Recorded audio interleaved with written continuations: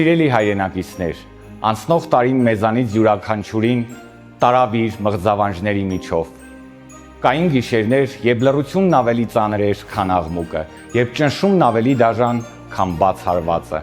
բայց այդ փորձությունների մեջ մի բան մնաց անխախտ՝ հավատը մեր ժողովրդի ուժի, մեր արժանապատվության եւ մեր սկզբունքների նկատմամբ։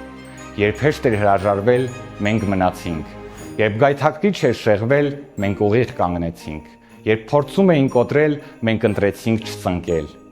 Ես անցա այդ ճանապարհը ոչ թե միայնակ, այլ ձեզ հետ, ձեր վստահությամբ, ձեր ցավով, ձեր համբերությամբ ու ձեր հույսով։ Եվ հենց դա է մեր ամենամեծ հաղթանակը, մենք չկորցրեցինք ինքներս մեզ։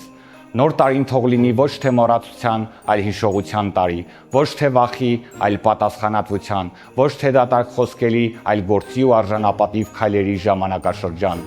Ես մնում եմ հավատարիմ մեր ժողովրդին, մնում եմ հավատարիմ այն արժեքներին, որոնց համար կանգնել եմ ամենադժվար պահին։ Ես վստահ եմ, քանի դեռ մենք միասին ենք ու չենք դավաճանում մեր խեղճին, ոչ մի մղձավանջ չի կարող մեզ հաղթել։ Թող գալիք տարին լինի ուժի վերականգնման,